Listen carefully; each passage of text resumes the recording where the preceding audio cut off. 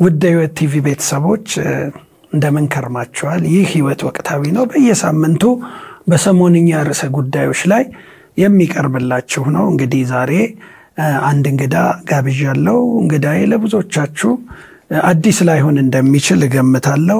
ወንድም ታምሩ ባጋ ነው። በጌጃ ቃለ ሕይወት ቤተክርስቲያን የሽማግሌዎች ጉባኤ ምክትል ሰብሳቢ ሆኖ በማገልገል ላይ ይገኛል። ከዚህ በተጨማሪ በሰሜን ምስራቅ አዲስ አበባ ቃለ ሕይወት አጥቢያዎች ህብረትም ሰብሳቢ ሆኖ እያገለገለ ይገኛል። እንግዲህ ሌሎችም የቤተክርስቲያን አገልግሎቶች አሉት። ከዛ ውጪ እንግዲህ በብርሃን ባንክ ሰፕላይ ቼን ኤንድ ኮንትራክት አድሚኒስትሬሽን ዲፓርትመንት ወይም ደግሞ የአቅርቦት ሰንሰለትና የኮንትራት አስተዳደር መምሪያ ኃላፊ ሆኖ በመስራት ላይ ይገኛል። እንግዲህ ታሜ በጌጃ ቃለ ሕይወትና በቃለ ሕይወቶች ዙሪያ ሰፊ ስራ እየሰራ ስላለ ከብዙ ሰዎች ጋር ይገናኛል። አስታውሳለሁ ከዚህ በፊት ጋሼ ሙላቱ ታየም ወደ ጌታ በተሰበሰበ ጊዜ ጋብዣለሁ። ከአባቶች ጋር የመስራት እድል ነበረው። ዛሬ ደግሞ እንግዲህ የመካከለኛው ትውልድ አካል ተደርጋም ልትወሰድ የምትችለው እጅግ የምንወዳት የምናከብራት ሩህሩዋ እህታችን እህት መዓዛ ዘውዴ ወደ ጌታ ሄዳለች። ከታሜ ጋር አብረው ሰርተዋል። ታሜ እኔንም እሷንም እንግዲህ ይመራ ነበር፣ አለቃችን ነበር ጌጃ ሳለንና እሱ አስተዳደርና ፋይናንስ ኃላፊ ሆኖ ሳለ እሷ የሱ ጻፊ ነበረች። እኔ ኮሙኒኬሽን እና ሚዲያ ውስጥ ሰራ ነበር። በዛን ጊዜ ነው የምንተዋወቀው። እንደው ታሜ በአጭር ጊዜ ውስጥ ነው የጋበዝኩ። ሁሉ ጊዜም እንደምለው ስታንድ ባይ ሆነ በጣም ተዘጋጅተ ስለምትጠብቀን በዝግጅት ክፍላችን በህይወት ቲቪ ቤተሰቦችም ስም ላመሰግነው ወዳለው በዚህ አጋጣሚ ከነጋን የደወልኩለት ግን ስራውን ትቶ ነው የመጣው። ቀጥታ ምንም በጣበብ ይችላልው ስለዚህ ጉዳይ አንድ ነገር ማለት አያቅተኝም ይችላልው ብሎ ነው የመጣውና ከተጣበበ ጊዜ አመሰግናለሁ በጣም። እንደው መጀመሪያ የማዕዚን ረፍት የሰማኸው እንዴት ነው? ምንስ ተሰማህ? እስቲ ከዚህ እንጀምር። ዜናው በጣም ከባድ ነው። ወንድም የዋላሸት ነው የደወለልኝ። ወንድም የዋላሸት ካሳ እንግዲህ በጌጃ ቃለ ሕይወት ቤተክርስቲያን የነበረ ከረንትሊ ኮተቤ ቃለ ሕይወት ያገለግል የነበረ የተወደደ ወንድማችን ነው። ብርሃን ባንክም አብረን ሰርተናል አንድ መምሪያ ውስጥ። ከማዚ ጋር የነበረንን ቅርበት ያቅ ስለነበረና እሱም የፓስተር ሽፈራው ፈይሳ የቅርብ ወዳጅ ነው፣ አብሮ አደግ ነው። ዜናውን እንደሰማ ደወለልኝ። በጣም ልብ ሰባሪ ዜና ነውና በጣም ነው የደነገጥኩት። ምክንያቱም ማዚ በጣም እግዚአብሔር ብዙ ጸጋ ያበዛላት፣ ብዙ ማገልገል የምትችል በዚህ ጊዜ ውስጥ ወደ ጌታ ትሄዳለች፣ ተሰበሰባለች የሚል ምንም አይነት ሐሳብ ስላልነበረ ኢንሲደንቱም አደጋ ስለነበረ ጭው የሚያረግ በጣም አስደንጋጭ ዜና ነው ሆኖ የሰማሁት። ያው ለማመን የሚከብድ ነበረ። እንግዲህ ከዛ በኋላ ያው አንተም ደውለልኛል፣ ሌሎችም ወገኖች በስልክ ደውለው እንደዚሁም ከሀገር ውጭ ያሉ ወገኖች ይህንን ዜና በሰሙ ጊዜ በጣም ተደናግጠው በስልክ አግኝተውኛል። ከባድና በጣም ልብ ሰባሪ ዜና ነው። እንግዲህ በዚህ መንገድ ነበረ ዜናውን የሰማሁት። አው እንግዲህ ሁላችንም ድንገት ነው የሆነብን። አልታመመችም፣ ሌላም የተለየ በጣም ጫፍ የወጣ ለዚህ ደረጃ የሚያደርስ የጤና እክልም አልነበራትም።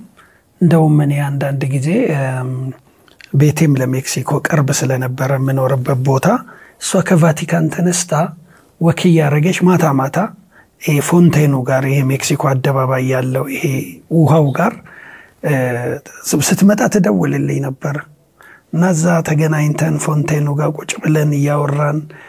እንደገና ደግሞ ተነስታ እስከ ቫቲካን በእግሯ ትሄዳለች። እንዲሁ ለጤናዬ ነው ኮሌስትሮልም ምንም በኋላ የሚመጡ ነገሮችን እንትን ለማለት ነው የሚል በጣም እንደውም ጤናማ የህይወት ዘይቤ ነበራት እና የተለየ እንትን አልነበረም። እውነት ነው፣ ሁላችንም ነን እንግዲህ የደነገጥነው ያዘንነው በርግጥ ለጌታ ካስፈለገችው ደግሞ ከኛ በላይ እንግዲህ እግዚአብሔር አይከሰስም በስራው ትክክል ነው። እንደው እንግዲህ ጌጃ ቃልዮት አብረን ሰርተናል ብዙ አብረን ሰርተናል እና ምን አይነት ሰው ነበርሽ ቢሮ ላይ በስራ ሂደት ውስጥ አንተ እንግዲህ አስተዳደርና ፋይናንስ ሆነህ ያንተ ጻፊ ሆና አገልግላለችና ማዚ ምን አይነት ሰው ነበርች ያኔ ስታቃት እንዴት ነች? እኔ እንግዲህ ወደ ጌጃ ስመጣ እንግዲህ ያው ጌታን ለማገልገል ሸክም እና የእግዚአብሔር ጥሪ ደርሶኝ ነበር ወደዛ አገልግሎት የመጣሁትና መጀመሪያ እንደመጣው እንግዲህ የሰራተኞችን ፕሮፋይል ለማየት ነው የሞከርኩትና የሷንም ፋይል በማይበት ጊዜ በጣም ነው የተገረምኩት። ማለት የነበራት የትምህርት ዝግጅት በአዲስ አበባ ንግድ ሥራ ኮሌጅ በባንኪንግ ኤንድ ፋይናንስ ግራጁዌት አድርጋ የነበረች እህትና ቤተክርስቲያን ደግሞ ስታገለግል የነበረበትን ሁኔታ ሳይ በጣም ነው የተገረምኩት። ምክንያቱም እሷ ግራጁዌት ባረገችበት ጊዜ ከአዲስ አበባ ንግድ ሥራ ኮሌጅ መመረቅ ማለት ምን ማለት እንደሆነ ይገባኛልና ያንን ፕሪቪሌጅ ያንን በጣም የባንክ ባለሙያ መሆን የምትችልበትን በጣም በእኛ ኮንቴክስት የባንክ ባለሙያ በጣም ብዙ ፕሬስቲጂየስ የሆነ ስታተስ ያለው ሙያ ነው። ዋይት ኮላር የሚባለው ማህበረሰብ የሚሰማራበት የሥራ መስክ ነውና ያንን የሥራ መስክታ በቤተክርስቲያን በገንዘብ ያዥነት በጻፊነት ማገልገሏ በጣም አስገርሞኛል። ያው ያላትን ለእግዚአብሔር መንግስት ለእግዚአብሔር ቤት ሥራ ያላትን አክብሮት ያላትን መንፈሳዊ መረዳት አመላካሽ ነው። ብዙ ጊዜ ቤተክርስቲያን አካባቢ እንደዚህ አይነት ጥሩ ፕሮፋይል ያላቸው ሰዎች ብዙ ጊዜ ያው አናገኝም። ብዙ ያው የኔ እንትን ሊሆን ይችላል ግን እሷ በዛ ደረጃ የተማረች ጥሩ የትምህርት ዝግጅት የነበራት በኤክስፒሪየንስ ድም የሆነች ተነበረችና ያ በጣም ኢምፕረስ አርጎኛል። ከዛ በተጨማሪ አብረን ባገለገልንባቸው ጊዜ በቃ እሷን በደንብ እንደው ሊገልጣት የሚችለው ቃል በጣም መንፈሳዊ ሴት ነበረች። እኔም በረኝ መንፈሳዊ መረዳት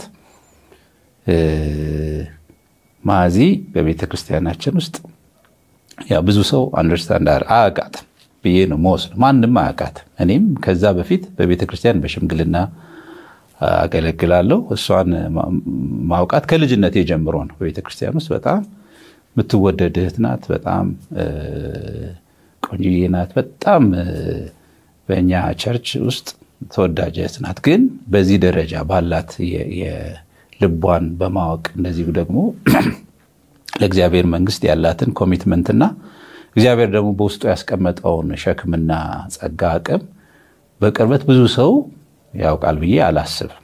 ግን አብረን ባገለገልንባቸው ጊዜያት የጸሎት ሰው እንደነበረች ተረድቻለሁ። እንደዚሁም ደግሞ ቤተክርስቲያናችን ውስጥ ለነበረው አገልግሎት የሷ የጸሎት ድጋፍ በጣም ቁልፍ እንደነበረ ተረድቼ ነበር ያኔ። ምክንያቱም እንግዲህ ያኔ ታስታውስ እንደነበረ አብረን እንጸልይ ነበር። በጣም ኮኔክት አድርገን ነበር በእግዚአብሔር መንግስት ቤት ሥራ ውስጥ የእግዚአብሔር ፈቃድ የእግዚአብሔር ጉብኝት የእግዚአብሔር አጀንዳ ወደ ቤተክርስቲያን እንዲመጣ በመናደርጋቸው የአብሮነት ጊዜያቶች በተለይ አብሮ በመጸለይ አብሮ የእግዚአብሔርን ቃል በማጥናት እንደዚሁም ደግሞ የቤተክርስቲያንን ያገልግሎትን ሸክም በእግዚአብሔር ፊት በማቅረብ ሂደት ውስጥ በጣም ብዙ መልካም ጊዜያቶችን አሳልፈናል።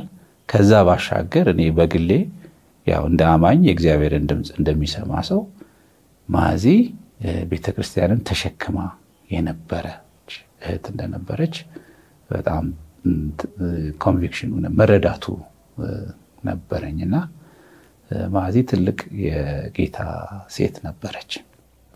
እግዚአብሔር ይመስገን። እንግዲህ ይሄ አሁን ታም የምትለን ነገር ሁሉም ሰዎች የሚስማሙበት ብዙዎች እንግዲህ ከህይወቷ ያዩት የተማሩት ነገር እንዳልከው በእግዚአብሔር ነገር ጉዳይ ፈሪሃ እግዚአብሔር የነበራት ብዙዎችን የምትመክር እንግዲህ የቅርብ ጓደኛችንም የሥራ ባልደረባችንም ስለነበረች በደንብ እናቃታለን። ውድ የህይወት ቲቪ ቤተሰቦች እንግዲህ አሁን እያወራንላት ያለችው አሁን በጌታው አቅፍ ያለችው እህታችን መዓዛ ዘውዴ የአስክሬን ሽኝት ፕሮግራም የተካሄደው በአይኢሲ ኢቲሲ ግቢ ውስጥ በአይኢሲ ነው። በትናንትናው ዕለት በአስክሬን ሽኝት ፕሮግራም ላይ በዚያ መድረክ ላይ ባለቤቷ ፓስተር ሽፈራው ፈይሳና 5 ልጆቿ መድረክ ይዘው መልእክት አስተላልፈው ነበር ለታዳሚው። እስቲ ያንን መልእክት ተከታትለን እንመለስ። የጌታ ፈቃድ ሆኗል። ሁላችሁንም በጌታ በኢየሱስ ክርስቶስ ስም ሰላም እላችኋለሁ። ሐዘናችንን ለመካፈል በመካከላችን ስለተገኛችሁ እኔና ቤተሰቤ ሁላችሁንም በእውነት ከልብ ማመስገን እፈልጋለሁ። እግዚአብሔር ይባርካችሁ።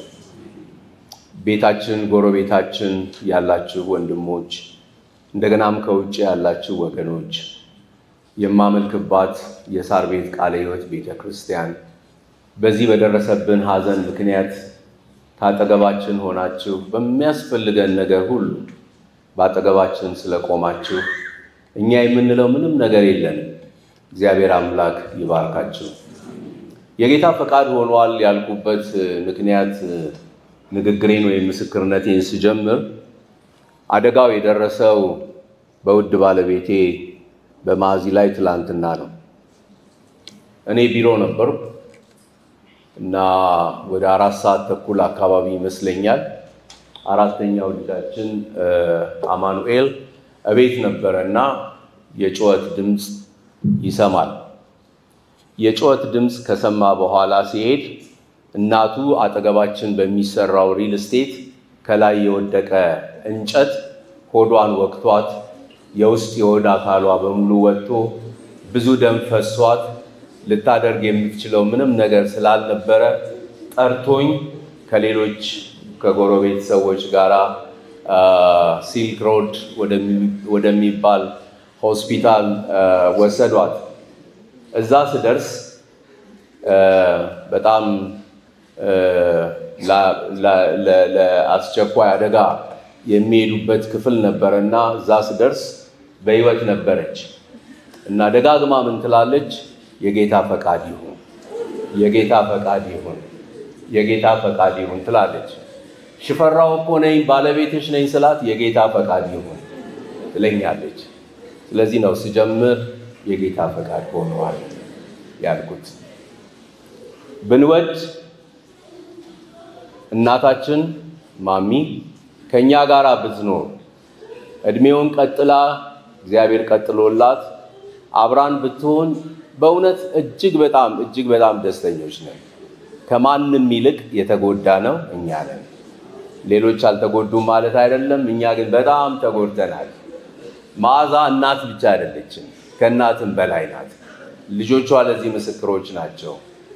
ማናቸውም በቤት ውስጥ ያሉ ልጆች በየዕለቱ ሳታቋርጥ በጉልበቷ ተንበርክካ ስለ እያንዳንዳቸው ትጸልያለች። እውነተኛ መንፈሳዊነት ያየሁት ከባለቤቴ ከመዓዛ ነው። ብዙ መንፈሳዊ ሰዎችን አውቃለሁ። ባለቤቴ ስለሆነች አይደለም። መዓዛ ውሸት አታውቅም፣ ትዕቢት አታውቅም፣ ሌላ ነገር አታውቅም። ትልቋ ምኞቷና ፍላጎቷ ምንም የሌላቸውን ሰዎች መርዳት ነው። ምንም የሌላቸውን ሰዎች ማገዝ ነው። አብራ ነው የምትሆነው። አሁን ከትላንትና ጀምሮ ቤት እየመጡ የሚያለቅሱት እነሱ ናቸው። አጉራሻችን፣ አብያችን፣ ተንከባከቢያችን እያሉ ያለቅሱ የነበሩት እነሱ ናቸው። ቀድሞ ወንድሜ ዶክተር ስምዖን ሲሰብክ እንደተናገረው እኔ የውጭ ሰው ነኝ፣ እሷ ግን የቤት ሰው ናት። በጎኔ ሁሉ ጊዜ የምትሆነው እሷ ናት። ከጀርባዬ ሁሉ ጊዜ የምትሆነው እሷ ናት። ይህን ስናገር በእውነት በእግዚአብሔር ፊት አልዋሽም። እግዚአብሔር ያየኛል። አሁን ጌታ ቢፈቅድ የፊታችን ጥር በጋብቻ 36 ዓመት እንቆያለን። በፍጹም አልዋሽም። አንድ ቀን አሳዝናኝ አታውቅም። ታዲያችን እህቴን ማጣት ለኔ ቀላል ይሆናል?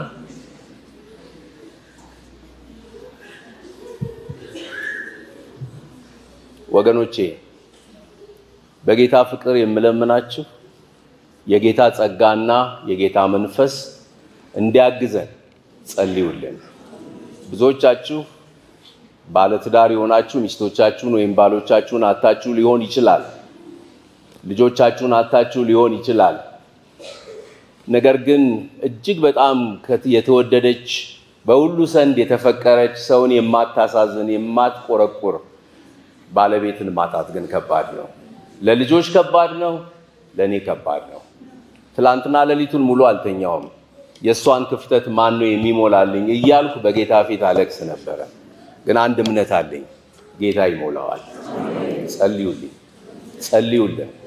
ትላንትና የመጨረሻ ስንብቷን ስታደርግ አጠገቧ ጋር ሄጄ ግንባሯን ሳምኳትና ማዚዬ እወድሻለሁ፣ በላይ በአባታችን ቤት እንገናኛለን። በመንፈስ እንደሰማችኝ ያምናለሁ። እግዚአብሔር ይባርካችሁ። እግዚአብሔር ሰጠ፣ እግዚአብሔር ነሳ። እግዚአብሔር ስም የተባረከ ይሁን። እኔ እንደምታውቁኝ ነው የሚባለው የማዕዛ ዘውዴ ሶስተኛ ልጅ ነኝ። እናቴ ከመሞቷ በፊትም ስለሷ አውርቼ አልጠግብም። እናቴ በጣም ቆንጆ ናት፣ የዋህ ናት፣ እውነተኛ ክርስቲያን ናት፣ ውሸት አታውቅም። ሁልጊዜ እንደጸለየችን ነው። የተናገረችው ነገር ጠብ አይልም።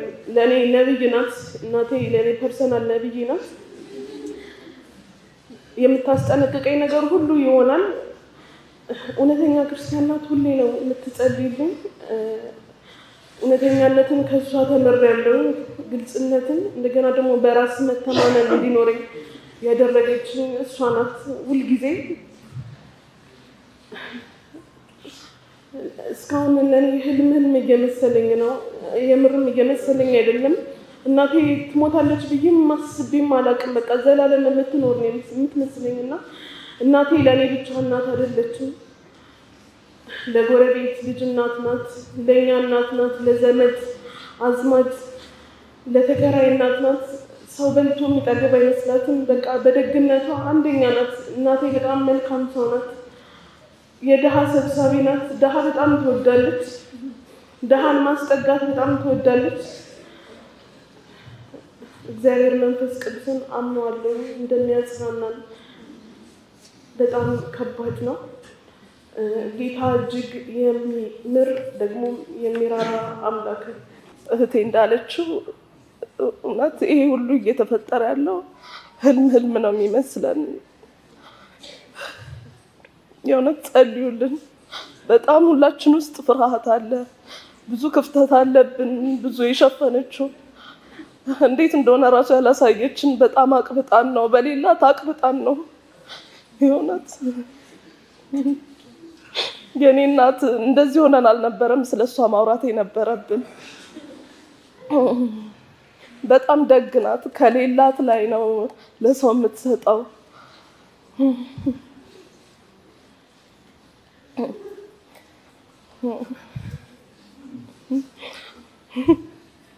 ማናችንም በስሟ ጠርተናት አናውቅም። ሁላችንም እማሚ ነው የምንላት። ልጆቻችንም በጣም የፍቅር ሰው ነች፣ በጣም የፍቅር ሰው ነች። እውነት እኔ ክርስቶስን ከማንም በላይ ያሳየችኝ እሷ ነች። በእሷ ነው ክርስቶስን የማውቀው። ከልጅነታችን ጀምሮ አንድም ቀን ጸሎት ስታቋርጥ አይቻት አላውቅም። ትላንት ራሱ ባይብል ስተዲ ያጠናችበትንና መነጽሯ መጽሐፍ ቅዱሷ ሁሉ ተቀምጦ ነበረ ቴሌቪዥኑ ላይ ጥግ ላይ እና ጠዋት አጥንታለች ማለት ነው፣ ጸልያለች። እንግዲህ ስለኛ ነው፣ ስለኛ ሳትጸልይ አትቀርም። የጸሎት ግሩፖች አሏት፣ ቸርች ውስጥም ታገለግላለች። ከኛ አልፎ ለሰፈር ልጆች እንዲያገቡ ሁሉ ነው የምትጸልየው። ለእያንዳንዳችን ፈረቃ ጽፈው ይጸልያሉ። ብዙ የታይታ አገልግሎት አትፈልግም። የልጆች አገልግሎት የገባችው የታይታ አገልግሎት ስለማትፈልግ ነው። ከመታየት አትፈልግም የኔ እናት። እና ማቴሪያሊስት ነገር ብር ምናምን ምንም አይመስላትም ለሷ፣ ምንም አይመስላትም። እውነተኛ መንፈሳዊ እናት፣ እውነተኛ መንፈሳዊ እናትን ያገለገለች ራሱ ባህሪዋን የሚያውቁት አይመስለኝም። በጣም እውነተኛ መንፈሳዊ እናት ነች። ለምንድነው ሰው ሲያስቀይማት ማትመልሹ ስንላት በእኔ ምክንያት የእግዚአብሔር ስም እንዲሰደብ በእኔ ምክንያት የጌታ ስም እንዲነሳ አልፈልግም ነው የምትለው። እቺን እናት ነው ያጣነው። የእውነት በጸሎታችሁ ሁሉ አስቡን። በጣም ፍርሃት አለብን። እግዚአብሔር ያጽናናል። ጌታ መልካም ነው። ሁሌ ነው የምትለኝ እንደዚህ ያለችና ጌታ መልካም ነው ትለኛለችና በእናቴ በጣም ኮርቻለሁ። ያው ትላንት የተፈጠረው ነገር ነግሮናል። ትንሽ ከብድ ነበር ለእኔ የነበርኩበት ነገር እና የምትሄድ አይመስለኝም ነበር። አሁንም ጌታ መልካም ነው እና በአንድ ጉዳይ ላይ በጣም እንጸልይ ነበር።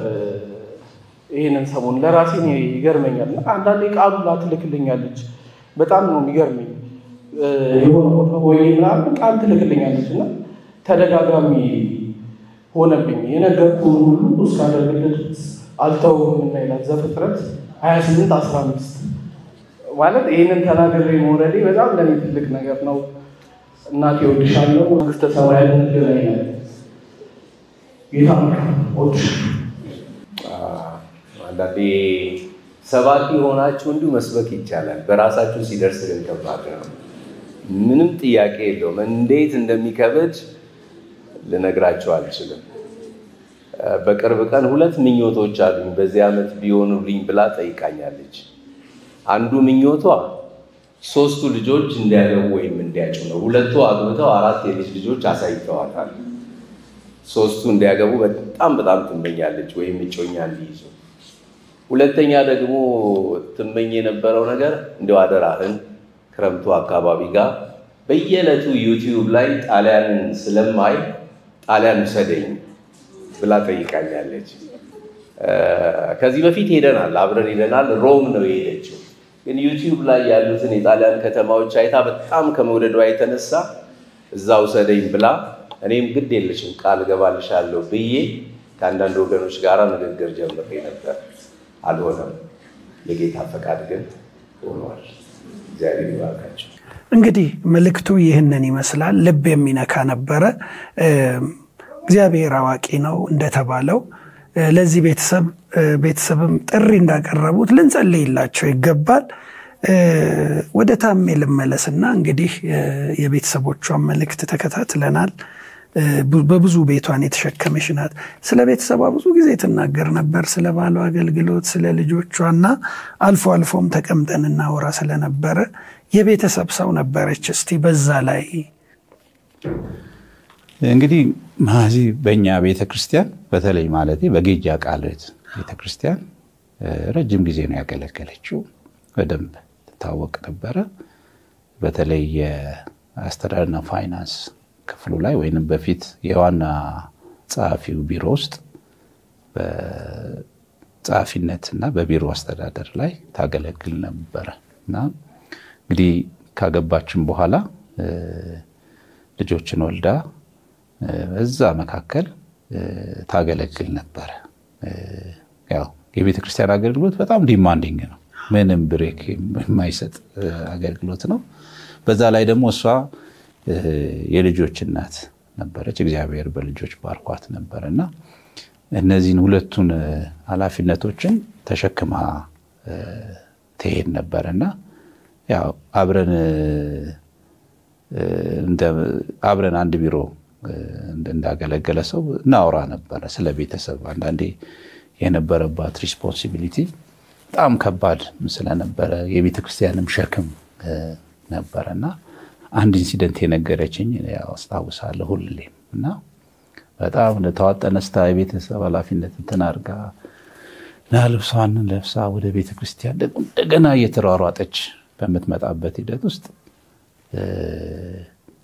አላወቀችም። እሷ ግን ልብሷን ለካ ገልብጣ ነው የለበሰችው ከነበረው ጫና የተነሳና ልክ ቸርች በር አካባቢ ስትደርስ ነው ልብሷ እንኳን መገልበጡን ያየችውና በምን አይነት ጫና ውስጥ በቤተሰብ ኃላፊነት አተሰም ታይምስ በቤተክርስቲያን አገልግሎት ኃላፊነት መካከል ሆና እንዴት ታገለግል እንደነበረ። ግን በዚህ ሁሉ መካከል ግን ብዙ ጊዜ አታዝንም ነበር ወይንም ኮምፕሌን የምታደርገው ነገር አታማርርም ነበርና ያ በጣም ይገርመኛል። እንግዲህ ፓስተር ሽፈራውም እንደምናውቀው በጣም እግዚአብሔር ብዙ ጸጋ ያበዛለት ወንድማችን ነው። በእኛ ቤተክርስቲያን ረጅም ጊዜ አገልግሏል። ከኛ አጥቢያን ባሻገር በቃለ ሕይወትም በቤተ ክርስቲያናትም እንደዚሁም በመላው ዓለም በሚገኙ የኢትዮጵያ ቤተክርስቲያን አጥቢያዎች የእግዚአብሔርን ቃል በማስተማርና በመስበክ በጣም የሚያገለግል ወንድማችን ነውና ከሱ አገልግሎት አኳያም እሱ በነፃነት እንዲያገለግል የሷ ቤተሰቡን ይዞ መሄድ ቤተሰቧን በአግባቡ ማኔጅ ማድረጓ ትልቅ ኢምፓክት እንዳለው እረዳለሁና በእነዚህ ሁሉ መካከል ሆና ነበረ የምታገለግለውና ቤተሰቧን በተመለከተ በጣም ጥልቅ ሸክም የነበራት ስለ ባለቤቷም ስለ ልጆቿም ሁሌም የምታነሳቸው የምታወራቸው የምትጫወታቸው ነበሩና እንግዲህ በጣም የቤተሰብ ሰው ነበረች። እንደዚሁም ደግሞ በቤተክርስቲያን የነበራትን አገልግሎት በታማኝነት በትጋት በመሰጠት የምታገለግል እህታችን ነበረች። እንግዲህ በተለይ ቤተክርስቲያን ውስጥ እንግዲህ ብዙ ሰው አንደርስታንድ ያደርጋትም ግን እሷ በጣም ጥልቅ መረዳት የነበራት የመረዳቷ ራሱ በጣም ረቂቅ ነው ልትለው ትችላለህ። በተለይ ጌጃ ቃለ ሕይወት ቤተክርስቲያን ውስጥ የመሰረተ ቤት ቤተክርስቲያን ትምህርት ቤት አለ እንደምታውቀውና እዛ ላይ ብዙ ህፃናት አሉ። እዛ ረፍት ሲወጡ የምሳ ሰዓት ላይ ያው ይመጣሉ ይገባሉና በጣም የሚገርም ከልጆች መካከል ጉዳት ያለባቸውን ልጆች ነጥላ ታወጣቸው ነበር። ከዛ ማብጣ ያው የራሷ እንትን ዲያግኖስ የምታረግበት መንገድ ነበራትና ህመማቸውን አይደንቲፋይ ታረግ ነበር ቴክ ኬር ታደርጋቸው ነበርና ከዛው ያላት የጻፊነት አገልግሎት ብቻም ሳይሆን ልጆቿን ቤተሰቦቿን መንከባከብ ብቻም ሳይሆን ሌሎችንም ልጆች የሌላ የቤተክርስቲያን ውስጥ ያሉ ልጆችንም በአንድም በሌላም ቤተክርስቲያን ውስጥ ያሉትን እነሱንም የማየት ሴንስ የማረግ ህመማቸውን አይቶ የመገንዘብና እነሱን ትሪት የማረግ እግዚአብሔር ብዙ ጸጋ አቅም የሰጣት እህታችን ነበረችና በዚህ ደረጃ ነበረ ስታገለግል የነበረው። እንግዲህ እግዚአብሔር ጸጋን አብዝቶላት ነበርና በዚህ መንገድ እግዚአብሔር ብዙ ረድቷት ታገለግል ነበር። ትናንትና እንግዲህ በነበረው የአስክሬን ሽኝት መርሃ ግብር ላይ የተላለፉ አንዳንድ መልእክቶች አሉ። ዶክተር ስምዖን ሙላት የወቅቱ የኢትዮጵያ ቃለ ሕይወት ቤተክርስቲያን ዋና ጸሐፊ ድንቅ ቃል አካፍሎ ነበርና እስቲ ከዶክተር መልእክት የተቀነጨበ ተመልክተን እንመለሳለን። ነገር ግን ወንድሞች ሆይ ተስፋ እንደሌላቸው እንደሌሎች እንዳታዝኑ አንቀላፍቶ ስላሉት ታውቁ ዘንድ እንወዳለን። ኢየሱስ እንደሞተና እንደተነሳ ካመንን እንዲሁ በኢየሱስ ያንቀላፉት ከእርሱ ጋር ያመጣቸዋል ይላል። እናዝናለን፣ እናለቅሳለን፣ ልባችን ሊሰበር ይችላል። ነገር ግን ተስፋ እንደሌላቸው ሞት የመጨረሻቸው እንደሆነ ሞት ወደ ዘላለም ሞት መሄጃ ሳይሆን ወደ ዘላለም ሕይወት መሻገሪያ እንደሆነ የምናውቅ ሰዎች ሐዘናችን እንደሌሎች ሊከፋ አይገባም። በዚህ ቃል እንድንጽናና እግዚአብሔር ይመክረናል። ወደ ማጠቃለያ ሲደርስ ሐዋርያ ጳውሎስ እንዲህ ይላል። ሁለተኛ ቆሮንቶስ 5:9 እንደዚህ ይላል። ስለዚህ ደግሞ ብናደርግ ወይም ተለይተን ብንሆን እርሱን ደስ የምናሰኝ ልንሆን እንቀናለን። መልካም ቢሆን ወይም ክፉ እንዳደረገ እያንዳንዱ በስጋው የተሰራውን በብድራት ይቀበል ዘንድ ሁላችን በክርስቶስ በፍርድ ወንበር ፊት ልንገለጥ ይገባናል ይላል። ስለዚህ ደግሞ ብናደርግ ወይም ተለይተን ብንሆን ሞትም ይምጣ ወይም በቀረን ዘመን እንኖር አንድ ዓላማ ብቻ ሊኖረን ይገባል ይላል። እርሱን ደስ ማሰኘት፣ ለጌታ መኖር፣ ለእርሱ ክብር መኖር። ያ የህይወታችን ግብና ዓላማ ሊሆን የሚገባው እያንዳንዷን ቀን መቼ እንደምጠራ አላውቅም፣ ግን ዛሬ የምኖርባትን እያንዳንዷን ቀን እሱን ደስ ለማሰኘት የእርሱን ፈቃድ ለማድረግ እርሱን ማስከበር እሱን ለመገናኘት ተዘጋጅቼ መኖር አለብኝ ብለን እያንዳንዷን ቀን መኖር እንዳለብን ይናገራል። ምክንያቱም መልካም ቢሆን ወይም ክፉ እንዳደረገ እያንዳንዱ በስጋው የተሰራውን በብድራት ይቀበል ዘንድ በክርስቶስ በፍርድ ወንበር ፊት ልንገለጥ ይገባናል ይላል። ያመንን ሰዎች ወደ ዘላለም ፍርድ አንሄድም። ነገር ግን በዚህ በምድር ህይወታችን በተሰጠን የዘላለም ህይወት እግዚአብሔር በሰጠን እድል እንዴት እንዳገለገል አንድ ቀን ክርስቶስ ፍርድ ወንበር ፊት እንቆማለን ይላል።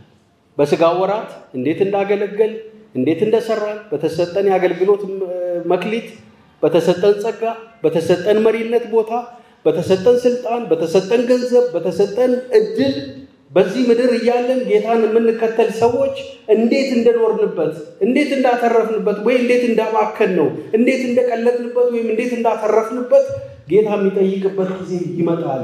አንድ ቀን ክርስቶስ ፍርድ ወንበር ፊት እንቆማለን ይላል። አንዳንዱ በጎ አንተ ታማኝ ባሪያ በጥቂቱ ታምናሃል በብዙ ሾመሃል ብሎ ጌታ የሚያስገባ ይሆናል። አንዳንዱ በሰዓት እንደሚድን ይሆናል ይላል። ስራው ሁሉ ተቃጥሎ ጌታ ያደረገለትን ነገር ሁሉ ቀልዶበት እንዳለፈ ሰው እንዳንሆን መጨረሻችንን ስለማናቅ ጊዜያችንን ስለማናቅ ይሄ ለኛ ማስጠንቀቂያ ነው። ኤኒ ታይም ሊሄድ ይችላል። ዛሬ ቢሆን የኔ ቀን ሬዲ ነኝ ወይ ተዘጋጅቻለሁ ወይ መስራት ያለብኝን ሰርቻለሁ ወይ ማገልገል ያለብኝን አገልግያለሁ ወይ በታማኝነት በቅንነት እየኖርኩ ነው ወይስ ሞት እንደማይመጣ ምንም እንደማልሆን እያሰብኩ እየኖርኩ ነው የሚለውን ያንዳንዳችን ራሳችንን ልንጠይቅ ያስፈልጋል። ተዘጋጅተን እንድንኖር ጌታ ይርዳል። እንግዲህ እንደተመለከታችሁት ነው እንግዲህ ሞት ሁሉ ጊዜ ይዘናው መንዞረው ነው። ይሄ ስጋ ሞት ይሄ አፈር ነውና ይሄ ስጋ ወደ አፈር ይመለሳል። ነገር ግን አንድ የምንጽናናበት ነገር ከሞት በኋላ ባለን ዘላለማዊ ህይወት ነውና የዶክተር መልእክት እዛ ላይ ያተኮረ ነበረ። ከዛ እንግዲህ አንድ ነገር ላንሳ ከሞት ጋር በተያያዘ ዶክተርም አሁን ሰብኳል። ድንቅ የእግዚአብሔር ቃል ነበረ በለቱ ያካፈለው አንተም በስፍራው ስለነበርክ። ታሜ አሁን ስናይ ብዙ ቅዱሳን ድንገት የመጠራት ነገር አለ ወደ ጌታ ሳይታሰብ። ማዚ ህመም አይደለም የዕለታዊ ተግባሯን እየከወነች በነበረበት ነው ድንገተኛ አደጋ የተከሰተውና እንደው ይሄንን ስናስብ እንደ ክርስቲያን ምንድነው ከብዙዎች ከዚህ በፊትም ወንድማችን ዮናስ እንዲሁ የአዲሱ ዓመት ማግስት ላይ ተመሳሳይ ድንገተኛ አደጋ ገጥሞት ተጠርቷል። ሌሎችም እንዲህ እና ምንድነው የምናስበው? አሁን ስለ ቀሪዎችም ማሰብ አለብን። ማዚ በዘመኗ እንግዲህ እግዚአብሔርን ሐሳብ አገልግላ በገባት ልክ ተዘርግታ በርህራሄ በፍቅር ምሳሌያዊ ህይወት ኖራ ለኛ መልካም ስም ትታለን ሄዳለች። እንግዲህ ያንን ስሟን ነው የምንናገረው። ጌታ ደግሞ የቆጠረላት ብድራቶች አሉ። እኛ እንደ ክርስቲያን እንደዚህ አይነት ጥሪዎች እየበዙ ነውና ምንድነው የሚጠበቅብን? እንዴት ሆነን ነው መኖር ያለብን? እንግዲህ እንደዚህ አይነት በተለይ አደጋ የሚመስሉ ጥሪዎች ሀፕን ሲያደርጉ እንግዲህ እንደ ሃይማኖት ሰው የምናስባቸው ነገሮች አሉ። ብዙ ጊዜ እንዲህ አይነት ድንገተኛ የሆኑ በተለይ በጣም ትራጀዲክ የሆኑ አይነት ኢንሲደንቶች ሲፈጠሩ በአእምሮአችን የሚመላለሱ ነገሮች ይኖራሉ። ግን እንደ እግዚአብሔር ሰው እነዚህ ነገር ምንድናቸው ብሎ ማሰቡ ተገቢ ነው። ምንድን ዋስ ጎይንግ ኦን የሚለው እኔ ማዚን ማለፍ ስሰማ እኔ ከቤተ ክርስቲያን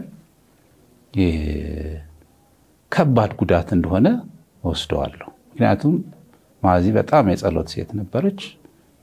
ከቤተሰቦቿን ባሻገር ለቤተ ክርስቲያንም በጸሎት አጥር የነበረች እህት ናት ብዬ ነው ማምነው። ስለዚህ እንዲህ አይነት ሰዎች ሲወሰዱ ያው አጥር ፈረሰ ብለን ነው የምናስበውና እንዲህ አይነት የጌታ ሰዎች ሲወሰዱ በደንብ ለቀሪዎቹ እኛ ለቀረነው ለቤተ ክርስቲያንም ለቤተሰብም ትልቅ ጉዳት ነውና እግዚአብሔር እንዲራራልን ምሕረት እንዲያገንልን በጌታ ፊት መሆናችን ተገቢ ነው። ምክንያቱም እንዲህ አይነት የሆኑ እግዚአብሔር ጸጋን ያበዛላቸው እንግዲህ ማዚ በጣም ህይወቷ በጣም በቃ ትልቅ ምስክርነት ያላት እህት ናት። እንግዲህ ትላንትና አንድ መጋቢ ጋር አብረን ነበርና አንድ ኢንሲደንት ሲነግረኝ ነበርና አንዴ ያው ወንጌላዊ ነበር ያ ወንድም ኪሴ ውስጥ ምንም ብር የለኝም ነበረ እና ግን ያኔ መጣችና 30 ብር ሰጠችኝ። ያኔ 30 ብር ቀላል ብር አልነበረም። እና እንዴ ማዚ ምን ነካሽ? አንቺ እኮ ያገልጋይ ሚስት ነሽ፣ እንዴት ለኔ ይሄን ታረጊያለሽ? ኬት አምጥተሽ ነው አልኳት። እውነት ለመናገር ምንም ኪሴ ውስጥ ምንም ነገር አልነበረም አለች። ግን እግዚአብሔር መንፈስ ቅዱስ እንዴት ይጠቀምባት እንደነበረ ሲያሳይ ነው ይህን ነገር ሲያጫውተኝ የነበረውና በዛ መንገድ እግዚአብሔር ይጠቀምባት የነበረች እህት ነበረችና እግዚአብሔርም ለሷም በተመሳሳይ ምስክርነቱን ሲነግረኝ ከሱ ተለይታ እንደሄደች ከውጪ ያሉ ወገኖች ደውለው እንደባረኳት ትላንትና አንተ በረከቴ ልታስወስደው ነበረ እንዳለችው ሲመሰክርልኝ ነበርና እንዲህ በጣም ጌታ መንፈስ ቅዱስ የሰዎችን ህመም የሚያሳያት ነገሮችን እንዲሰርን የምታደርግ ደግሞ ካላት ከጉለቷ የምትቆረስ እህት ነበረች። ቅድም እንዳልኳችሁ ደግሞ ማዚ በጣም ጠንካራ የጸሎት ሴት ነበረችና ቤተክርስቲያን ውስጥ ላለ ባርኮት እንደ ትልቅ የሷ ጸሎት ብዙ ነገሮችን እንዳስቀረ እንደሚደግፍ እንደነበረ እኔ ረዳ ነበርና ከዛ አኳያ ትልቅ ኪሳራ ነው በቤተክርስቲያን የሆነው። ስለዚህ ማሰብ ያለብን እንደዚህ አይነት አገልጋዮች እግዚአብሔር እንዲጠብቅልን፣ ምሕረቱን እንዲያገንልን፣ ረድኤቱን እንዲያበዛልን መጸለይ ያለብን ብዬ አስባለሁ። በሌላ አቅጣጫ ደግሞ እንደዚህ አይነት ኢንሲደንስ ሲፈጠር አንዳንዴ ኔጌቲቭ የሆኑ ትውቶች ወደ አይምሯችን ይመጣሉ። እንግዲህ እግዚአብሔር መንፈስ ቅዱስ ካረዳንና ትክክለኛው ከእግዚአብሔር የሆነ መገለጡ ከሌለን እንዲህም እንዲያም ማለት አስቸጋሪ ነው የሚሆነው። ለምሳሌ ወንድማችን ወይንም የእግዚአብሔር ባሪያ የነበረው ኢዮብ በጣም እግዚአብሔር የሚመካበት እግዚአብሔር የሚኮራበት ስለሱ በኮንፊደንስ የሚኮራበት ሰው ነበር። ግን በህይወቱ ሀፕን ያደረገው ነገር ስንመለከት በጣም ከባድ ድንገት በአንድ ጊዜ ብዙ ኪሳራ፣ ብዙ ሞት፣ ብዙ ጥፋት ወደ ህይወቱ የመጣበትን ታሪክ እናውቃለን። ለጻድቅ ሰው ይሄ ይገባል ወይ ብለን እንድንጠይቅ ያደርጋል። በዛ ዘመን የነበሩት የኢዮብ ጓደኞች ንስሐ እንዲገባ ነበር ጠይቁት የነበረው። ይሄ ነገር እግዚአብሔርን ባትበድል እንደዚህ ሊሆን አይችልም፣ የእግዚአብሔር ጥበቃ እንዴት ጻድቅ ሆነ ካንተ ሊለይ ይችላል የሚል ቴዎሎጂካል የሆነ አንደርስታንዲንግ ነበራቸው። ኢዮብ በብዙ ህመም ውስጥ ያልፍ ነበረ። የነዚህ ደግሞ ጓደኞች ምክር መሳይ ንግግር ሌላ ለኢዮብ ትልቅ ህመምና ትልቅ ስብራት የፈጠረበት ነገር ነበር። ያ የነዚህ ሰዎች መረዳት ስነ መለኮታዊ ሐሳቡን ስናየው ልክ ናቸው። ግን በትክክለኛው መንገድ ደግሞ ስንረዳ ይሄ የነሱ ሐሳብ ከእግዚአብሔር መገለጥ አኳያ ስናየው በጣም ኮምፕሊትሊ ስተው ነበር። በመንፈሳዊ ዓለም ምን እየሆነ እንደነበረ እንኳን አልተረዱም ነበር። እግዚአብሔር በኢዮብ ላይ የነበረው አቋም ዲያብሎስ ሰይጣን በእርሱ ላይ ያስነሳውን የእግዚአብሔርን ፈቃድ እነዚህ ሂደቶች እነዚህ ሰዎች ምንም የሚያውቁት ነገር የለም። ግን በመሰላቸው ተነስተው የሆነ ኮንክሉዥን ላይ ደርሰው ኢዮብን ለመርዳት በሚል እኮ ነው ያንን ሐሳብ ሲያቀርቡ የነበረውና የነዚህ ሰዎች ሐሳብ ለኢዮብ በጣም ህመም የፈጠረ በእግዚአብሔርን ፊት ቁጣን የፈጠረ ነገር ነበርና እንደ አማኝ ሁሌም ማስተዋል ይኖርብናል። የእግዚአብሔርም ቃል ሲናገር አይኑ እንዳየች ጆሮች እንደሰማች አይበይንም። ብዙ ጊዜ የምናያቸው የምንሰማቸው ነገር የሚመስሉ ነገሮች አለ ሶር አዘርዋይስ የእግዚአብሔር መንፈስ እስካልገለጠልን ድረስ እንዲህም እንዲያ ማለት ልክ አይሆንም።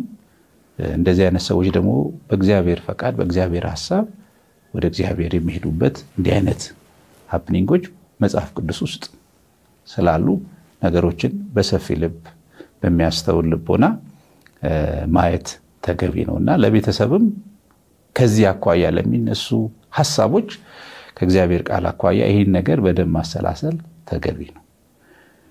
ሁላችንም አንድ ቀን እንሄዳለን። ዳዊትም በገዛ ዘመኑ የእግዚአብሔርን ሐሳብ ካገለገለ በኋላ አንቀላፋ ይላል። እኔ ማዚም እግዚአብሔር በሰጣት በእነዚህ ዘመናት እንግዲህ አንዳንዴ መኖር ብዙ ዘመን መኖር አይደለም ትልቁ ነገር። ጌታችን ኢየሱስ ክርስቶስ በ33 ዓመቱ ነው የተሰበሰበው ወይንም የዚህን ዓለም አሳይመንቱን ጨርሶ የሄደው። ግን በዛች ዕድሜ የእግዚአብሔርን ሐሳብ አገልግሎ ሄዷልና ማዚም በተሰጣት ዘመን በዚህ መንገድ የእግዚአብሔርን ሐሳብ አገልግላ ነው የሄደችው። ልክ ነው። ሚስ እናረጋታለን። ለቤተ ክርስቲያን ኪሳራ ነው፣ ትልቅ ጉድለት ነው። ለቤተሰብ ደግሞ በጣም ትልቅ ጉድለት ነው፣ ትልቅ ህመም የሚፈጥር ነገር ነው። ለፓስተር ሽፈራውም እንደዚሁ። ግን እግዚአብሔር አዋቂ ነው።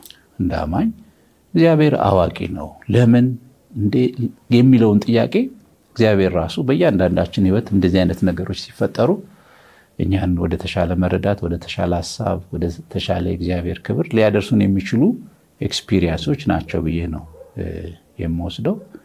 እኔ አምናለሁ ጌታ መንፈስ ቅዱስ ለዚህ ቤተሰብ መጽናናቱን ይሰጣል ብዬ። እግዚአብሔር ይመስገን። እንግዲህ ውድ የሕይወት ቲቪ ቤተሰቦቻችን ዛሬ ከወንድሜ ከታምሩ ባጋ ጋር እያወራን ያለነው ትናንትና ማታ ወደ ከሰዓት ላይ የቀብር ስርዓቷ በዮሴፍ መካነ መቃብር የተካሄደውን የእህታችንን የማዛ ዘውዴን ሽኝት በተመለከተ ነው እና አጠቃላይ የህይወት ዘመኗን የዚህ የምድራዊ ህይወት ዘመኗን ቆይታ ነው። እንግዲህ ማዚን በጣም ከሚቀርቧት የኛም ወዳጆች ከሆኑ ሰዎች መካከል አዳነች ይርጋ አሁን ቀድሞ በጌጃ ፋይናንስ አሁን ደግሞ እዚህ ፋይናንስ የምትሰራው አዳነች ይርጋ እንግዲህ አብረው ውለው ለማደር የሚለያዩ ነበሩ። ትናንትና ወዳጆቿን ወክላ ተጋብዛ መድረክ ላይ ንግግር አድርጋ ነበረ። ከሷ የተቀነጨበ እስቲ አንድ መልእክት ሰምተን እንመለሳለን። እስቲ እንከታተል። ማዚ ተኝታለች። አሁን እኔ ላውራ የቆምኩት እናቶች አሉን ጌጃ ግቢ ውስጥ ስንገባ ያገኘናቸው ትዬ ቀለምና ወይዘሮ ብርቱካን የለችም፣ ሩቅ አገር ነው ያለችው። ባሎች እንደ አባቶቻችን፣ ሚስቶች እንደ እናቶቻችን እድለኞች ነበርን። ከዛ ደግሞ ኃላፊነት እየተሰጣት የነበረው ማዚ ነበረች። ሰብሳቢ ነበረች፣ ፈላጊ ነበረች። ማዚ ካልደወለች እኔ አልደውልም። ትደውልና ካርዷን ትጨርሳለች። እኔም በዛው ቀጥልና እኔ ካርዱ ጨርሳለሁ። መቼም ሰው ከ30 ደቂቃ በላይ ያወራል ብላችሁ በስልክ ላታምኑ ትችላላችሁ። የሚረባውንም የማይረባውንም ያወራል። ለእያንዳንዱ ልጆቿ እንደየመልካቸው የተለያየ ባህሪ ያላቸው እግዚአብሔር የረዳቸው ልጆች ናቸው። ለነሱ እንደየባህሪያቸው ጸልይ ነበር፣ የምንፈራላቸው ነበር። ጌታ ጠብቋቸው። ደግሞ ፓስተር ከሀገር ሲወጣ እኛ ሶሻል ሚዲያ ላይ እናየዋለን። ከዛ ስንደዋወል ፓስተር ውጭ ነው አይደለ ስላት ጸልዩለት፣ ጎርፍ ያለበት ነው፣ ጸልዩለት፣ ነፋስ ያለበት ነው፣ ጸልዩለት፣ አገልግሎቱን እግዚአብሔር በታማኝነት እንዲወጣ እንዲረዳው ጸልዩለት። እግዚአብሔር ለዚህ ቤት ማጽናና በየወደዶቹ የልበተከረኝ እንዲሁም የጸሎት ጉልበት ይስጣል። እንግዲህ እንደሰማችሁት ነው። መልካም ስም ከስብ ይሸታል ይላል እንግዲህ ሀገራችንም ሰው ሲናገርና መልካም ስም ዘመንን ተሻግሮ ይኖራልና ምንም አያቆመውም። ማዚ ዛሬ በስጋ አጠገባችን የለችም፣ ግን ሁሉ ይናገርላታል። ስራዋ ነው የሚያወራውና እግዚአብሔርም ደግሞ የሚሰጣት አክሊል አለ፣ የራሱ ሽልማት አለ። ሰው ያልተረዳው ነገር ግን እግዚአብሔር ራሱ ያየ የቆጠረላት ይኖራልና እንግዲህ ታሜ እንደው ወደ መጨረሻው ጥያቄ ልምጣና እንደው የሚተላለፍ መልእክት ምንድነው? ብዙ ጊዜ እዛ ከተማ ሄደን እንዲና እንነግዳለን ብለን እናስባለን። ቤት ሰርተን መኪና ገዝተን ልጆቻችንን አስተምረን አስመርቀን ድረን የልጅ ልጅ አይተን ብለን ረጅም ዘመን እናልማለን። ጥሩ ነውና ግን ዛሬ ደግሞ የኛ አይደለችም። እኔና አንተ ከዚህ ቃለ መጠይቅ በኋላ ስንለያይ እንደው ሁለተኛ ለመተያየት ዋስትናችን እግዚአብሔር ብቻ ነው እና ምንድነው እንደው የሚተላለፍ መልእክት? እንግዲህ ጊዜውን ዙሪያችንን ስናይ ሞት ነው፣ ስብራት ነው፣ መንግስታት ሰይፍ እየተማዘዙ ነው፣ የብሔር ግጭቶች እዚህና እዚያ ፈልተዋል። ከመካከላችን እንዲህ ድንገት ሰዎች እንደ ብርጭቆ ስብር ይላሉ። የጌታ ጥሪ መልካም ሆኖ ሳለና እንደው የምታስተላልፈው መልእክት አንተ እንደ አንድ ክርስቲያን ቤተ ክርስቲያን ውስጥ እያገለገለ እንዳለ መሪ እንደ ነገረ መለኮት ተማሪም እንደው ምንድነው የምታስተላልፈው ነገር? እንግዲህ ሰዎች ከአጠገባችን በዚህ መንገድ ሲወሰዱ ያው ሁሌም እናስባለን። የእግዚአብሔርም ቃል ሲናገር ያው ወደ ደስታ፣ ወደ ሰርግ፣ ወደ ፈንጠዝያ ከመሄድ ይልቅ ወደ እንደዚህ አይነት ቦታ መሄድና ለቅሶ ቤታው ያበረታታናል። ለምንድነው? የህይወት ፍጻሜ ያለበት ስለሆነ ነውና አንደኛ ነገር ሁሌም እንደዚህ አይነት ጊዜ ላይ ህይወት ምን ያህል አጭር እንደሆነች እናስባለን። የእግዚአብሔርም ቃል ሲናገር ህይወት በምድር ላይ አሁን ታይቶ ኋላ እንደሚጠፋ ጤዛ ናት፣ እንፋሎት ናት ይላል። በጣም ብሪፍ የሆነ ህይወት ነው በዚህ ምድር ላይ የምናሳልፈውና እግዚአብሔር ድል ሰጥቶን በዚህ ምድር ላይ በመኖርበት ዘመን እግዚአብሔር ለባሪያው ለዳዊት የመሰከረለት ምስክርነት አለ። ዳዊት በገዛ ዘመኑ የእግዚአብሔርን ሐሳብ ካገለገለ በኋላ አለፈ። ስለዚህ ሁላችንም ዘመን ተሰጥቶናል። በጣም የተመጠነ የተቆጠረ የታወቀ ዘመን ነው። አንድ ቀን በዚህ ምድር ላይ አንኖርምና በተሰጠን ዘመን ግን ያው ብዙ የእግዚአብሔር ጸጋ እንዲበዛልን መለመን ይኖርብናል። ምክንያቱም ያው እግዚአብሔር ጸጋ ነው። እንግዲህ የማዚን ህይወት ስንመለከት እኔ በቃ እግዚአብሔር ጸጋ በስቶላታል ነው ምለው አይደለ? ያው ክርስትና ሰው በኃይሉ የሚኖርበት በብቃቱ የሚኖርበት የህይወት ወይንም ሃይማኖት አይደለም። ሰው ጸጋ ሲበዛለት መንፈስ ቅዱስ በርሱ ህይወት ሲሰራ የእግዚአብሔር ቃል ሲናገርኛ ግን በመጋረጃ በማይከደን ፊት የጌታን መልክ እንደ መስታወት ያብለጨለጭን መንፈስ ከሚሆን ጌታ እንደሚደረግ ያን መልክ እንመስል ዘንድ ከክብር ወደ ክብር እንለወጣለን ይላልና ማዚ በኖሮቹ ህይወት የጌታን መልክ አሳይታለች። ብዙ ያላነሳናቸው ብዙ ኢንሲደንቶች አሉ፣ ብዙ ምስክርነቶች አሉ። በተለይ ከድሆች ጋር ተገናኘ ታደርጋቸው ነበር። ብዙ ያገልጋይ ሚስት ነበረች፣ ቤተክርስቲያን የምታገለግለት ነበረች። ለራሷም የሚበቃ ነገር አልነበራትም። ትዳር ከጀመረችበት ጊዜ ጀምሮ የሄደችበትን ሂደት በሙሉ እናውቃልና በዛ ጉለቶቿ መካከል የጌታን ርህራሄ ታሳይ ነበር፣ የጌታን ፍቅር ታሳይ ነበር፣ ታካፍል ነበርና ዛሬም እግዚአብሔር እንግዲህ እድሜ ለጨመረልን ሰዎች ጸጋ ያብዛልን ነው የሚባለው። እንግዲህ አይደለ? የእግዚአብሔር ቃል በዕብራውያን ምዕራፍ 4 ቁጥር 16 ላይ በጣም ወደው የእግዚአብሔር ቃል አለ። ምሕረትን እንድንቀበል በሚያስፈልገን ጊዜ ደግሞ የሚረዳንን ጸጋ እንድናገኝ ወደ ጸጋው ዙፋን በእምነት እንቅረብ ይላልና ይህንን የጌታን መልክ እንደመስታወት ያብለጨለጭን እንድንኖር የእግዚአብሔር ጸጋ ያስፈልገናል። ምሕረትም ያስፈልገናል፣ ጸጋም ያስፈልገናልና በዚህ ዘመን የምንገኝ አማኞች ብዙ ጸጋ ይጎደለን ይመስለኛል። ያው እኔንም ጨምሮ ማለት ነው። ክርስቶስ በእኛ ህይወት ይታያል ወይ? በተለይ በዚህ ዘመን ብዙ የሚነገረው ስነ መለኮት ጌታ አምኖ በቃ ሰው የዘላለም ህይወት ጌታን ከተቀበለ የዘላለም ህይወት አለው፣ ምንም ማሰብ መጨነቅ አይኖርበትም የሚል ትንሽ በተለይ ከዚህ ከፕሮስፔሪቲ ጎስፔል ጋር ተገናኝቶ የተዋዙ ብዙ አስተምሮቶች አሉ። የብልጽግና ወንጌል ጋር ተገናኝቶ የሚነሱ ሐሳቦች አሉ። ያ አታላይ ነገር ናቸው። ሃፍ ትሩዝ ግማሽ እውነት የሆኑ ነገሮች ናቸውና ወደ እግዚአብሔር ልንመለስ የእግዚአብሔርን ጸጋ ልንጠይቅና በቀረልን ዘመን በእያንዳንዳችን ህይወት ትይዩ ያለውን የእግዚአብሔርን ሐሳብ እንድናገለግል እግዚአብሔር እንዲረዳን ጸጋውን እንዲያበዛልን የኔ በግሌም ጸሎቴም ምኞቴም ነው። ቅዱሳንም በዚህ አቅጣጫ ህይወት በጣም አጭር ናት። አጭር በሆነችው በዚህች ህይወት እግዚአብሔርን ሐሳብ እንድናገለግል ፈቃዱን እንድናገለግል ሰልፍለስ የሆነ ራስን በመካድ ራስን በመተው ለእግዚአብሔር መንግስት መስፋት ለቅዱሳን መታነጽ ለሌሎች ሰዎች ደግሞ ጥቅም የሚሆን ህይወት መኖር ይጠበቅብናል።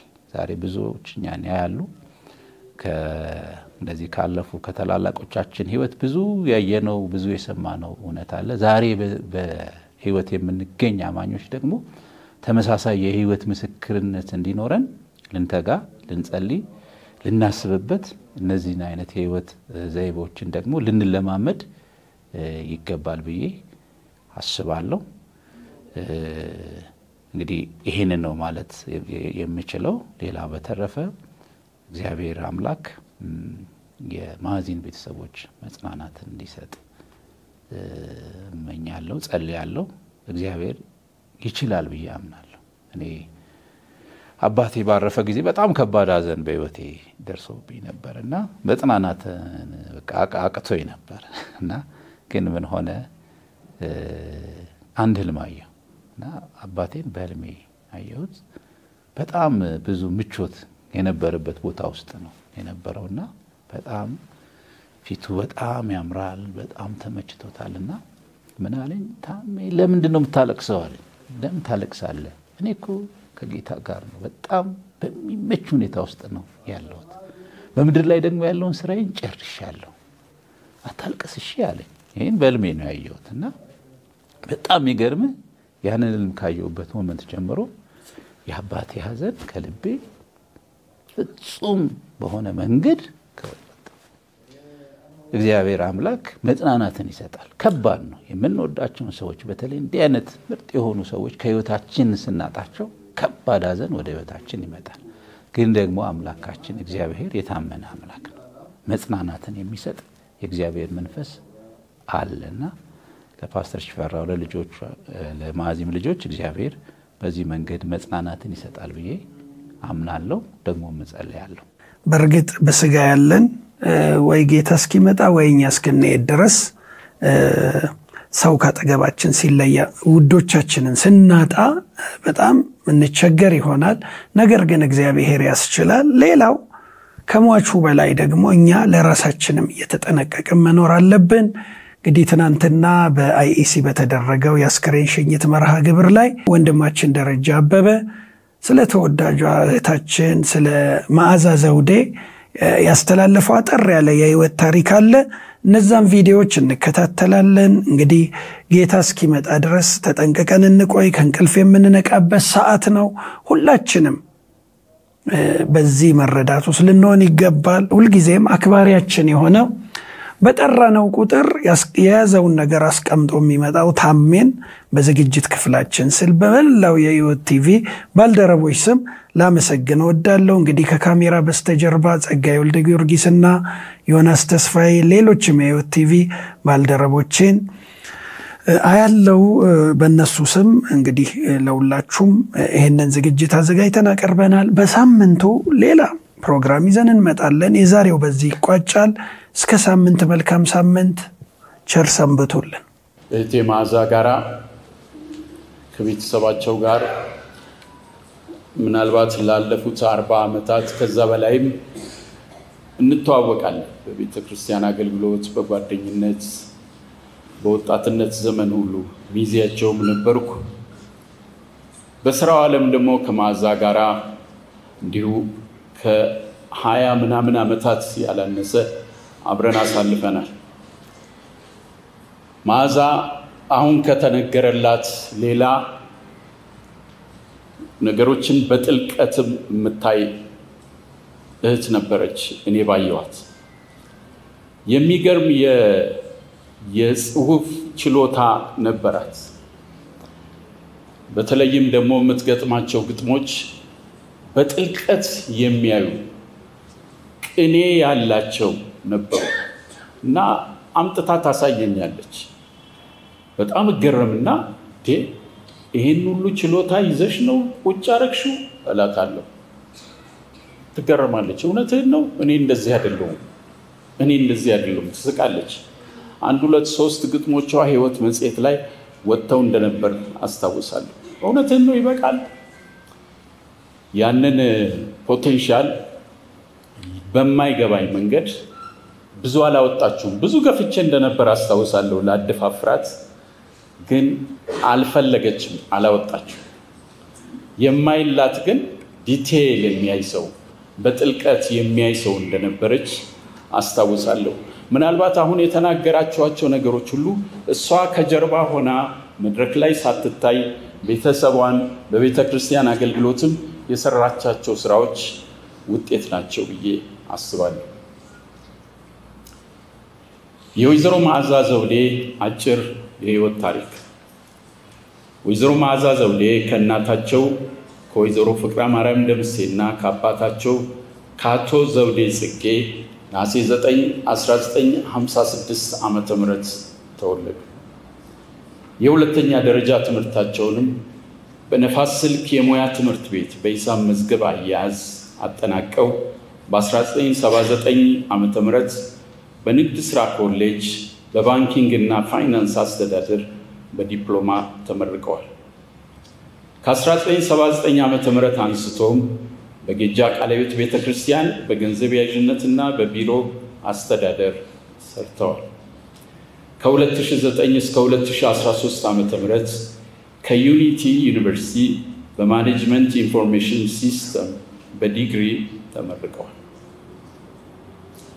ከዚህ በተጨማሪም በጌጃ ቃለ ሕይወት የመጽሐፍ ቅዱስ ትምህርት ቤት በስነ መለኮት ትምህርት በ2010 ዓመተ ምህረት ዲግሪያቸውን ሰርተዋል።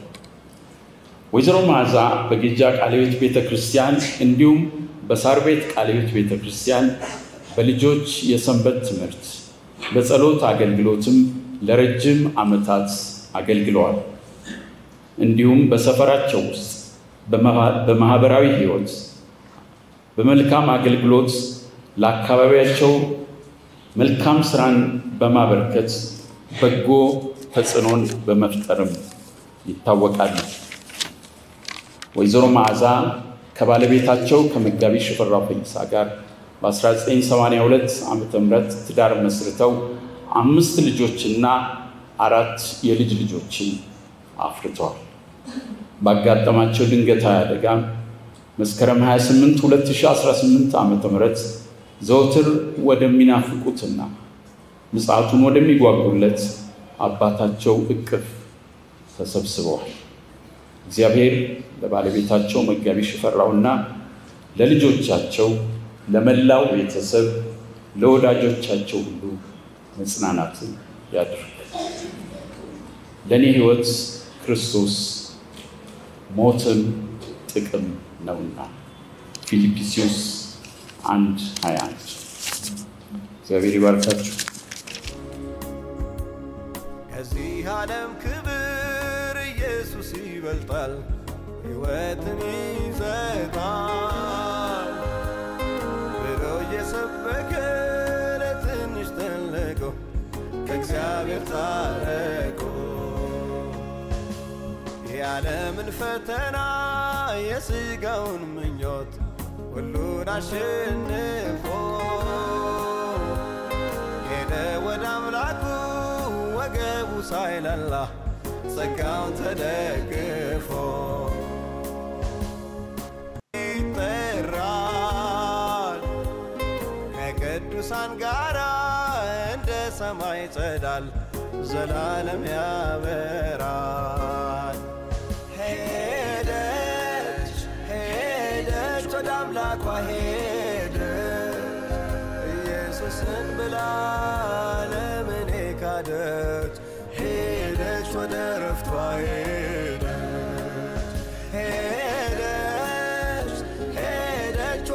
ኢየሱስ ሄደች እግዚአብሔርን አምና ዓለምን ካደች ሄደች ወደ ደስታዋ ሄደች